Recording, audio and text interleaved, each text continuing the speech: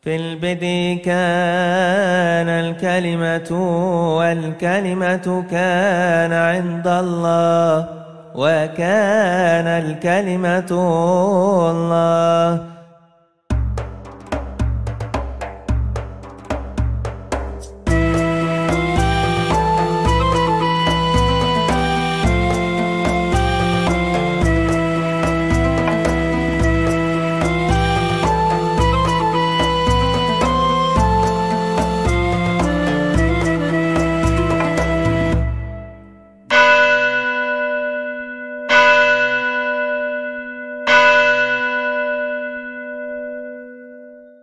Saya Agus dari Temanggung, GKI Segenah Glory. Yang saya tanyakan beberapa kali saya melihat itu ada pergunjingan atau perseteruan ya.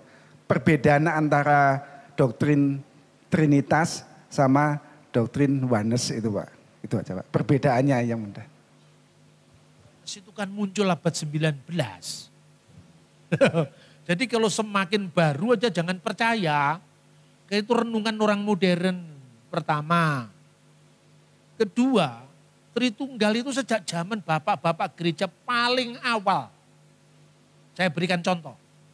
Ini sama-sama dari Alkitab, lalu nafsirnya kan. Waktu Tuhan Yesus memberikan perintah baptis apa yang dikatakan?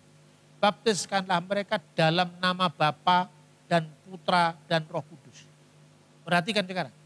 Kata nama di situ bentuknya tunggal. Tapi dalam satu nama itu ada Bapa, Putra, dan Roh Kudus. Makanya kalau di gereja timur, kalau di gereja Katolik kan cuma disebutkan demi nama Bapa dan Putra dan Roh Kudus. Kalau di gereja timur dipertegas Esteos, Allah yang esa. Jadi demi nama Bapa, Esto onomato patros, keto iu keto agiu pneumatos isteos. Amin. Kalau dalam terjemahan bahasa Arab, Bismil ab walibni warahil kudus al ilahu wakid amin. Demi nama Bapa dan Putra dan Roh Kudus, yaitu Allah yang esa. Kenapa Allah yang esa? Karena nama itu tunggal. Bukan demi nama-nama, tapi demi satu nama. Bapa, Putra, dan Roh Kudus. Clear. Muridnya Yohanes, namanya Polikarpus, Alkides Polikarpus. Polikarpus itu disuruh menyangkal Yesus.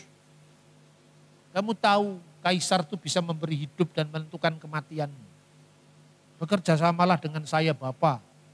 Kamu jangan menyusahkan saya. Apa sulitnya kamu sangkal Yesus? Kamu akan diberi hidup. Dia jawab apa? Ini sudah tua, ini umur 86 tahun. 86 tahun saya mengikuti dia. Dan tak sekalipun dia pernah mengecewakan saya. Dia pilih mati ketimbang dia menyangkal Yesus. Pada waktu dia dibakar di perapian itu, dia mengucapkan pujian kepada Allah Tritunggal. Untuk inilah ya Bapa surgawi. Hormat kemuliaan kebesaran bagimu bersama anakmu yang tunggal imam besar surgawi, Yesus Kristus dan Roh Kudus. Amin. Jadi orang berani mati karena Bapa, Putra, dan Roh Kudus. Muncul lagi di abad 19 teori yang namanya Yesus Kristus itu ya Bapa itu. Itulah ajaran Oneness.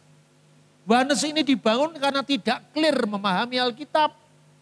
Karena apa? Dua rumusan dijadikan satu. Kan rumusan satunya kan demi nama Bapa dan Putra dan Roh Kudus. Satunya dalam nama Yesus Kristus. Keduanya ini konteksnya beda. Ketika dia makan Esto onoma to Yesus Kristus. Dalam nama Yesus Kristus. Dalam. Kenapa dalam? Karena dibaptis dalam nama. Ketika orang dimasukkan dalam air. Itu artinya ke dalam nama Yesus. Sedangkan dalam nama Bapa dan Roh Kudus itu iman yang dipahami. Bapa, Putra, dan Roh Kudus. Tapi berkat salibnya Yesus gitu loh. Ketika itu dikaitkan dengan baptisan Esto onoma to Yesus Kristus. Tapi ketika berkaitan dengan pengorbanan Yesus, kata yang dipakai bukan Esto onoma, tapi epi to onoma, di atas nama Yesus Kristus. Kenapa di atas nama? Semua ada dalam Alkitab, dalam Kisah Para Rasul. Kenapa di atas nama? di atas nama, di atas kuasa, di atas pengorbanan Yesus Kristus, kamu menjadi percaya. Di dalam Yesus Kristus, di dalam baptisan, orang diselamkan karena apa? Karena Yesus Kristus. Dalam nama Bapa dan Putra dan Roh Kudus, menjadi umat yang satu dari Allah yang kita sembah, yang adalah Bapa wujud Allah, Putra firman Allah, Roh Kudus rohnya Allah. Tidak perlu dipertentangkan. Tapi kemudian orang mengatakan, Bapa, Putra, Roh Kudus itu ya Yesus itu ya salah. Yesus itu bukan Bapa. Yesus itu firman-Nya Bapa yang menjadi manusia. Jelas nama Yesus itu bukan nama Allah dalam keabadian. Itu nama kemanusiaannya ketika menjadi manusia. Anak yang dilahirkan itu akan disebut Yesus karena dia akan menyelamatkan umatnya. Jadi dinamakan Yesus itu ketika firman jadi manusia. Kristus itu pengurapan. Sebagai Mesias itu. Makanya diurapi itu Masiah, Hamasiah yang diurapi. Tidak perlu dipertentangkan. Terus kedua, Yohanes itu mengaburkan antara kristologi dengan Tritunggal. Kristologi itu Yesus itu sepenuhnya Allah, sepenuhnya manusia. Yang satu dengan Tritunggal itu kealahannya, kemanusiaannya yang enggak. Karena kemanusiaannya mati, kemudian disalib, kemanusiaannya bisa lapar, kemanusiaannya bisa haus. Itu kan kemanusiaannya. Jadi kalau Bapa itu Yesus, berarti Bapa bisa mati. Padahal Allah tidak bisa mati. Ya kan? Yang disebut Allah Sang Bapa itu merujuk pada keilahian wujud ilahi. Makanya tidak seorang pun pernah melihat Allah. Jadi Allah Bapa tidak bisa digambar. Yang gambar Allah Bapa itu ajaran Mormon. Mana Allah Bapa bisa digambar? Alkitab mengatakan Allah itu tidak ada seorang pun yang melihat. Tapi anak tunggal yang di pangkuan Bapa, dialah yang menyatakannya. Kenapa Yesus bisa digambar? Karena sudah berinkarnasi menjadi manusia. Clear kan ajaran Alkitab itu? Makanya sebetulnya salah satu muncul bingar-bingar perdebatan itu karena kita tidak setia pada bapak-bapak gereja kita. Kalau belajar Alkitab jangan langsung Luther. Luther kan baru abad 16, 15. Harus dari setelah Yohanes punya murid namanya Polikarpus. Polikarpus punya murid namanya Irenaeus. Irenaeus punya murid namanya Hippolytus. Harus urut sampai zaman modern gitu loh. Kalau gitu ya bapak gereja kan bisa beda pendapat. Beda pendapat kan masih dekat dengan peristiwa. Daripada kamu percaya dengan teolog Jerman yang hidup 2000 tahun setelah peristiwa. Sulit Pak. Paham gini, kalau paham sulit, ya gini saya kasih contoh. Anda boleh memilih, pilih saya atau pilih Sentot Prawirodirjo tentang Diponegoro. Pilih mana?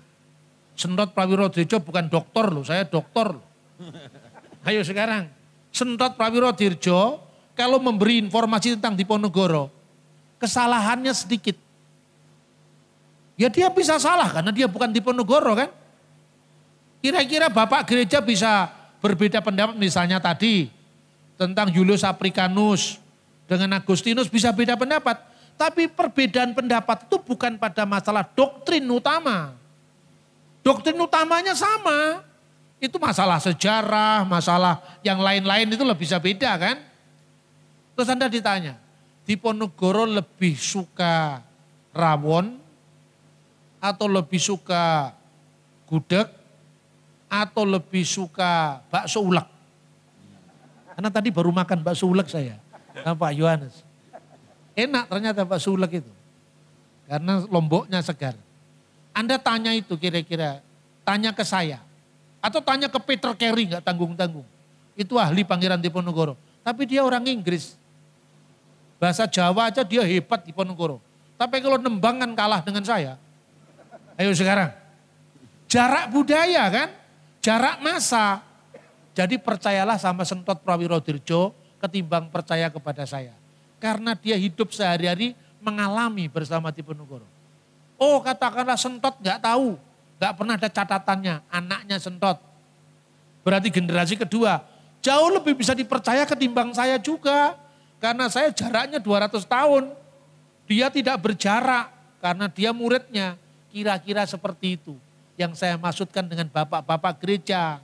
Ya, semoga ini bisa membantu bagaimana menjelaskan Alkitab dalam konteks sejarah. Selamat malam Pak Bambang, saya Yudi dari Wonosobo. Menurut Pak Bambang, hal apakah atau peristiwa manakah yang paling menyebabkan umat Muslim menolak keberadaan Injil dan Yesus Kristus sebagai juru selamat? Apakah salah satunya diakibatkan oleh peristiwa perang salib yang di mata mereka identik dengan kekerasan dan kekejaman yang semena-mena, yang menyebabkan umat Muslim itu kesulitan untuk menangkap, memahami pesan utama dari Injil Yesus, yaitu kasih? Ataukah dikarenakan hal lainnya? Terima kasih. Ya, terima kasih. Ini pertanyaan yang baik. Perang salib termasuk. Jadi perang salib itu menyimpulkan semacam trauma sejarah. Tapi kalau jujur ya, yang melakukan kekerasan kan tidak hanya tentara salib, Islam juga. Jadi kalau membaca sejarah itu dari satu perspektif ya tidak fair. Makanya tafsir-tafsir yang muncul sebelum perang salib itu jauh lebih ramah terhadap kekristenan ketimbang zaman perang salib. Contohnya tafsir setelah perang salib, tafsir Ibnu Katsir abad 14. Ya, itu salah satu faktor saja. Tapi faktor yang lain apa? Karena perbedaan konsep tentang teologinya. Jadi bagi teman-teman Muslim yang paling menolak kenapa Yesus harus mati, itu nggak cocok itu. Dia itu mirip dengan pandangan mesianik dari kaum Selot itu, bahwa seorang utusan Tuhan itu harus menang. Nah, Yesus kan menempuh jalan salibnya dulu sebelum kebangkitannya. Bagi orang Kristen ya itu menang. Karena bangkit dari antara orang mati itu kan lebih daripada pahlawan yang menaklukkan sebuah kota. Iya toh? Setiap orang itu kan satu yang gak bisa dilawan itu kan maut dan kematian. Coba Anda bisa menguasai dunia ini.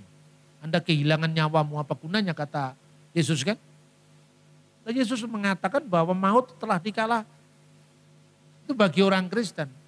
Tapi biasanya orang yang selalu berpikir menang kayak kaum Selot Yahudi itu menolak Yesus sebagai Mesias, karena Mesias kok harus menderita. Tidak usah heran, jangankan Islam yang muncul 2 abad setelah peristiwa. Muridnya Yesus sendiri tidak paham itu. Kan kalau Anda belajar dari sumber sekunder, Markus bukan saksi mata kan itu kan? Hanya Matius sama Yohanes, tapi kalau Anda belajar di Bapak Gereja, Markus itu saksi mata. Cuman bukan saksi mata yang mula-mula. Mengapa? Karena dia pernah mundur. Ini dari mana informasi? Bukan tafsirnya teolog abad 20. Anda membaca tulisannya Hippolytus. Hippolytus itu muridnya Irenaeus dari Lyon. Irenaeus muridnya Polikarpus. Polikarpus muridnya Yohanes. Jadi punya kesinambungan. Dia cerita dalam bukunya tentang 70 rasul. Jadi ada 12 murid, ada 70 rasul kan. Coba ini terakhir. Saya tunjukkan ayat Alkitab ya. Coba kita baca dulu Yohanes 6. Yohanes 6 Anda baca. Ayat 66. Coba siapa yang sudah ketemu? Bantu dibaca. Yohanes 6 ayat 66. Yohanes 6 ayat yang ke-66. Mulai dari waktu itu banyak murid-muridnya mengundurkan diri dan tidak lagi mengikuti dia. Nah, ayat 67. 67. Maka kata Yesus kepada ke-12 muridnya, apakah kamu tidak mau pergi juga? Nah, konteksnya apa sekarang? Kalau Anda baca ayat sebelumnya, kenapa murid-murid ada yang mundur itu? Karena mereka tidak siap dengan kata-kata Yesus. Ternyata perkataan ini terlalu keras. Tubuhku benar-benar makanan, darahku benar-benar minuman. Ini bukan Mesias yang kita tunggu yang seperti ini. Karena dia berharap Mesias itu pahlawan revolusi yang menang dengan Roma. Lah kok Yesus malah mengatakan, tubuhku benar-benar makanan, darahku benar-benar minuman. Wah ini kalah ini, kita kira seperti itu. banyak murid-murid yang mundur. Tapi ayat 67, Yesus berkata kepada murid-muridnya yang 12. Apa dikatakan? Apakah kalian juga mau? Tidak mundur juga. Mundur juga. Berarti yang 12 rasul masih utuh. Pada waktu itu loh. Karena Yudas belum berkhianat. Ya toh? Lalu yang mundur itu yang mana muridnya? Kita membaca Injil Lukas selain 12 rasul ada 70 murid. Nah murid yang mundur ini menurut Hippolytus ini. Hippolytus itu diajar langsung punya kesinambungan dengan para rasul. Dua murid yang mundur itu Markus sama Lukas. Jadi dua-duanya saksi mata. Cuman satunya saksi mata langsung, satunya saksi mata tidak langsung. Coba baca Injil Lukas pasal 1. Ayat 2. Lukas 1 ayat 2. Ayat 2. Seperti yang disampaikan kepada kita oleh mereka yang dari semua adalah saksi mata dan pelayan firman. Nah, ayat ini seringkali dimaknai. Kalau Markus kan bukan saksi mata, orang lupa. Saksi mata yang dari semula. Artinya apa saksi mata yang dari semula? Kita lihat Kisah Rasul.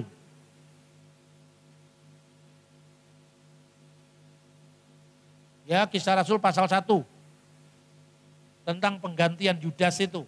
Apa syaratnya di situ? Waktu itu kan kemudian diganti oleh Matias kan? Kisah Rasul ada yang sudah ketemu?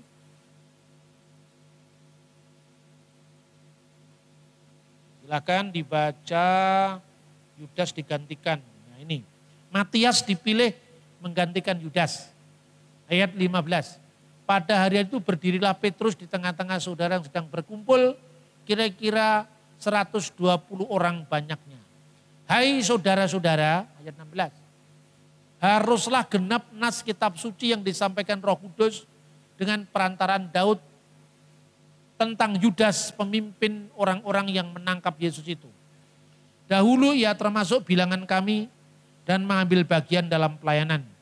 Yudas ini telah membeli sebidang tanah dengan upah kejahatannya, lalu ia jatuh tertelungkup dan perutnya terbelah hingga semuanya isi perutnya tertumpah keluar. Hal itu diketahui semua penduduk Yerusalem, sehingga tanah itu disebut dalam bahasa mereka sendiri Hakaldama, tanah darah. Ini yang saya sampaikan tadi. Ya, sebab itu sudah tertulis dalam kitab Mazmur, biarlah perkemahannya menjadi sunyi dan biarlah tidak ada penghuni di dalamnya dan biarlah jabatnya diambil orang lain. Ayat 21 ini penting.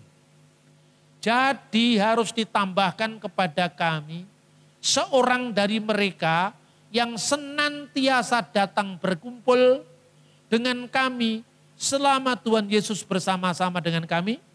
Ayat 22, yaitu mulai dari baptisan Yohanes sampai hari Yesus terangkat ke surga meninggalkan kami untuk menjadi saksi dengan kami tentang kebangkitannya. Nah inilah yang namanya saksi yang dari semula, tidak pernah bolong, tidak pernah sedikit pun meninggalkan menjadi saksi mata. Dia ngikuti terus mulai dari baptisan Yesus oleh Yohanes sampai kebangkitannya. Tidak semua memenuhi syarat karena pernah ada yang mundur, Markus pernah mundur, Lukas pernah mundur. Tapi salah satu yang memenuhi syarat kemudian dibuang undi itu Matias. Berarti muridnya Yesus bukan hanya 12. Ada murid-murid lain lagi. Lah Markus termasuk murid tapi yang bukan saksi mata dari semula. Yang saksi mata dari semula itu tidak pernah absen mengikuti gurunya. Pemuritan itu tidak pernah absen. Nah Markus itu kenapa mundur? Ini catatan sejarah kuno ini. Markus itu mundur karena itu tadi. Dia nggak siap, Yesus yang mau diikuti ini ternyata mau mati. Nggak bisa kita terima. Padahal 70 rasul itu kalau Anda lihat di Lukas pasal 10. Pernah disuruh dua-dua sama Tuhan kan. Saksikan apa yang setelah dia pelayanan, dia lapor. Bahkan setan pun takut dengan nama Yesus. Kan gitu kan. Demit-demit setan itu setan orang doyan, demit orang dulit. Semua kalah sama kuasa Yesus. Kira-kira Markus ini termasuk 70 rasul tadi kan. Dia menyaksikan kuasa Yesus dahsyat luar biasa. Masa perwira Roma bisa nangkep dia? Gak mungkin lah. Lalu dia menjadi pemuda yang menyelinap, ingin tahu ketika Yesus ditangkap itu loh. Itu ceritanya cuma ada di Injil Markus kan? Di Lukas nggak ada, di Matius nggak ada, di Yohanes nggak ada. Kenapa? Karena Markus itu yang dimaksudkan pemuda yang telanjang itu. Telanjang itu bukan telanjang bulat. Menanggalkan jaketnya. Karena di masyarakat kuno, orang Israel kuno itu ya, zaman Yesus, orang kaya itu biasanya berlapis bajunya. Jadi ketika dia hilangkan itu apa rupanya jaketnya itu, baju luarnya itu, dia lari kemudian karena apa? Ternyata Yesus ditangkap juga. Bukan Yesus tidak mampu melepaskan diri, dia memang menyerahkan dirinya untuk tebusan bagi banyak orang. Ketika dia ngikuti Petrus, kemudian dia menjadi sekretarisnya Petrus. Karena dia paham bahasa Latin, namanya aja nama Latin. Dia menjadi penerjemah Petrus ketika Petrus ke arah barat pelayanan. Waktu Petrus di Roma, dia yang menuliskan Injil itu berdasarkan pewartaan Petrus. Makanya lihat khotbahnya Petrus di Kisah Para Rasul. Itu persis sistematiknya dengan Injil Markus. Diawali dari pembaptisan di Yordan kan. Perhatikan itu. Itu bukan kebetulan. Karena Markus itu muridnya Petrus. Setelah dia masuk kembali dalam pelayanan. Makanya di dalam suratnya Petrus, Markus anakku. Setelah dari Roma, Markus ke Mesir. Kemudian wafat di Mesir sebagai seorang martir. Dan peninggalannya gereja Koptik sampai hari ini. Jadi saksi-saksi sejarah masih ada. Bukan hanya di Roma, tapi di Antioquia, di Yerusalem, di Alexandria, di Konstantinopel, itu gereja-gereja kuno. Semuanya. Markus balik ke pelayanan. Lukas, Anda lihat itu orang yang jalan ke Emmaus itu. Ada 2 orang kan, tapi yang disebutkan hanya 1, Kleopas. Kleopas itu siapa? Kleopas itu suaminya, adiknya Yusuf suami Maria, istrinya juga namanya Maria. Itu disebutkan dalam Injil Yohanes, di bawah salib itu berdiri ibunya, saudara ibunya Maria istri Kleopas dan Maria Magdalena. Lah itulah ibunya Yakobus sebetulnya. Ya. Jadi Yakobus itu bukan saudara apa istilahnya anaknya Bunda Maria setelah Yesus, tidak. Itu data dari gereja kuno. Itu memang anaknya Maria, istrinya Kleopas, dan Kleopas itu termasuk 70 rasul, saksi mata juga. Kenapa yang 1 orang namanya nggak disebut? Itulah Lukas sebetulnya. Jadi semua Injil itu saksi mata. Nah, mereka datang ke Emmaus kan, tiba-tiba Yesus menampakkan diri.